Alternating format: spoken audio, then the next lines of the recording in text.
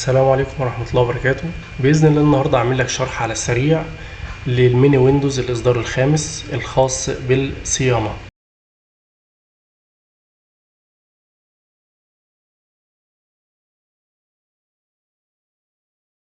مبدئيا هي كده اشتغلت، الإنترنت شغال، بيانات مواصفات الأجهزة شغالة. ضفت لك هنا تعريفات الهاردات الM2 تقدر تحدثها من هنا. هي طبعا أنا ضايفها أوتوماتيك، وبالتالي هيظهر معاك البرشانات كلها. ده لو انت مقسمها، يعني لو في برشانات متقسمة تمام هيظهرها لك. تاني حاجة تعريفات الانترنت هتظهر معاك اهي. لو طبعا مش متعرف الانترنت هيظهر لك هنا التعريفات، مع ان انا ضايف برضو التعريفات مش هيحتاجها بإذن الله. دي تعريفات الساتا، تعريفات الساتا للأجهزة العالية الحديثة، دي أول حاجة. تاني حاجة هنا برضو ده إصدار تاني، ده الأولاني ده مظبطش معاك تمام كده. دي تعريفات جديدة. وهنا تحت خالص أنا ضايف تعريف جديدة برضو اهي، دي خاصة بانتل، اللي هي لما بتيجي تثبت ويندوز ما تلاقيش البارتيشنات بتاعتك قدامك، بتلاقي الخانة فاضية زي كده تمام. دي تعريفات خاصة بجميع الأجيال، الانتل القديم وبعد كده التاسع، وهو من أول التاسع بيبدأ المشاكل بتاع ظهور البارتيشنات، التاسع والعاشر والحداشر والاتناشر والتلاتاشر تمام كده. وفي عندك هنا برضو AMD اهي، دي تعريفات خاصة بموضوع الهارد ان هو يبقى مختفي، يعني الحاجات دي انت لو حطيتها على فلاشتك وانت بتثبت ويندوز هتظبط معاك الاداء يعني. المهم خليها دلوقتي لانها مش موضوعنا. وهنا في كمان تعريفات ماي درايف، دي تقدر تخزن تعريفاتك هنا وبعد كده تشتغل من على الميني ويندوز يعرف لك كل حاجة اوتوماتيك، بس دي لسه انا بظبطها مش وقتها. المهم تعريف الانترنت، تعريف الهاردات NVMe 1 و 2 تمام. في هنا فوق خالص لو تلاحظ ديليت تمب، تفريغ الرام وفتح اكتر من برنامج، ده بيحذف لك يعتبر البرامج اللي مفتوحة هنا داخل ده، هو بيحذفها لك وبيسيب لك مثلا حاجات بسيطة اوي اللي مفتوحة دلوقتي حاليا بس، لكن تقدر تثبت برامج كتير وتستت براحتك.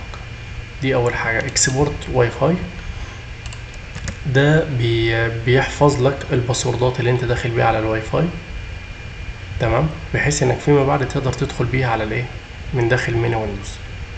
يعني انا لو دخلت مثلا على الفلاشة هنا هتلاقي جايب لي الواي فاي اللي انا كنت شغال بيه قبل كده داخل الفلاشة، وادي البرامج اهي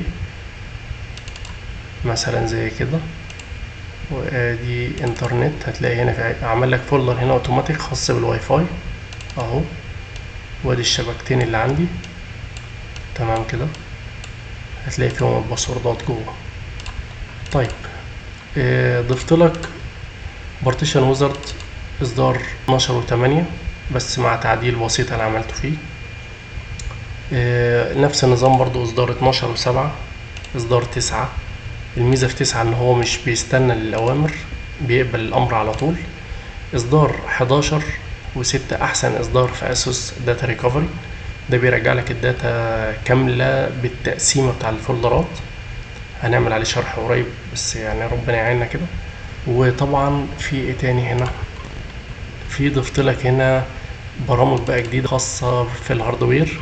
يعني عندك هنا كده تحت النيم شيب او الشيب جينيوس، حلوة النيم شيب دي، ايه اللي جاب النيم شيب هنا؟ المهم ده بيقدر يجيب لك بيانات الفلاشة اللي واصلة على الجهاز عشان يعمل لك ليها سوفت وير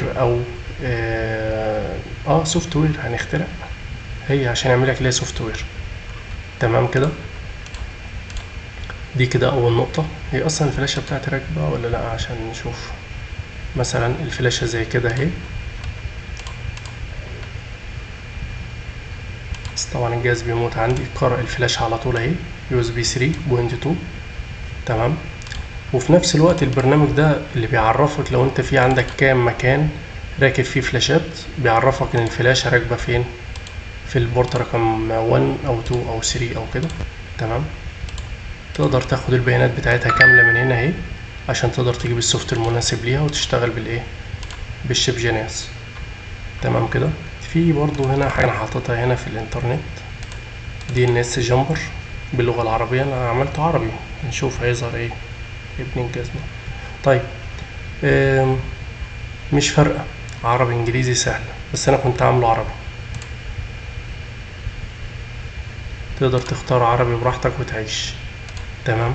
في برضو يعني كنت ضايف هنا اللي انت كده على جنب. ايوه، كنت ضايف هنا الريموت ديسكتوب بحيث انك تشتغل لو عايز تدخل على اي اجهزة من خارج الشبكة وكده. ارجع تاني كده هنا، طبعا برامج الداتا كلها زي ما هي موجودة. تمام كده. بس هي في غلطة واحدة بس عندي هنا، ان ده الاصدار المفروض ان ده ده 11 يبقى في منه بس نسخة تتحط هنا مع اللي تحت ده. هحطها لك هنا دلوقتي بإذن الله برضه، هروق عليك. ودي تتعدل بدل ما هي 9 تبقى 11، اللي هو الإصدار اللي كان فوق اللي احنا شفناه من شوية. المهم الأخ بقى اللي كان طالب الأستاذ محمود شعبان أو محمد شعبان، مش فاكر والله عذرا. المهم ادي الوورد يا حبيبنا، هيفتح معاك دلوقتي. وادي عندك الاكسل، طبعا هو بيفتح في ثانية بس انا الجهاز مقتول عندي، فاهمني. وورد واكسل باوربوينت هيفتحوا كلهم دلوقتي، ما تقلقش. عندك برضو هنا السوماترا بي دي اف شغال معاك، تقدر تفتح اي ملف بي دي اف براحتك وتعيش. تمام كده. ادي عندك هنا ده كده يعتبر الوورد، تكتب براحتك فيه. الاكسل اكتب براحتك فيه برضو. وادي ده الباوربوينت. تمام، تقدر برضو تتعامل بدماغك. فكده الامور تمام. يعني لو في اي حد عنده اي ملاحظات او شايف اي حاجة اللي عليها، عشان لو كده اضيفها له بالمرة. ده من ويندوز 10 على فكرة، مش 11، من ويندوز 10 بس ده الاصدار الخامس. فلو اي حد، وده رقم الشغل على فكرة مش رقم شخصي، يعني مثلا يعني رجاء ما حدش يعني يتصل ولا يبعت لي عليه الرسائل لان ده خاص بالشغل. المهم طبعا تيست ساوند كل الاصوات شغالة. تمام. هي ممكن بس يكون انا اللي فاصلها منها لو ما اشتغلش، شغال هو مفيش اي مشاكل فيه. تمام كده يا مسهل. لو في بقى عندكم اي اقتراحات ولا حاجة قولوا لي عليها، وباذن الله نظبطها الفترة الجاية باذن الله.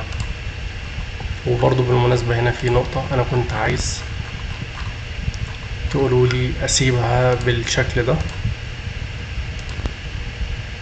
كده. انا عايز اسيبها كده، انا عن نفسي عايزها كده لان هي دي البرامج اللي انا بستخدمها بس. تمام. ولا اقفلها خالص زي كده واسيبها لكم كده، فاختاروا قولوا لي. ولو في اي حاجة انا تحت امركم. طبعا عربي بتاع ده بيكتب عربي وانجليزي طبعا، الميني ويندوز مش انجليزي بس. وفي نفس الوقت برضو اسم الابيض البروفيشنال العادي بدون اضافات زي بتاع المرة اللي فاتت. ولو في اي حاجة انا معاكم قولوا لي عليها اظبطها لكم باذن الله. يلا سلام عليكم.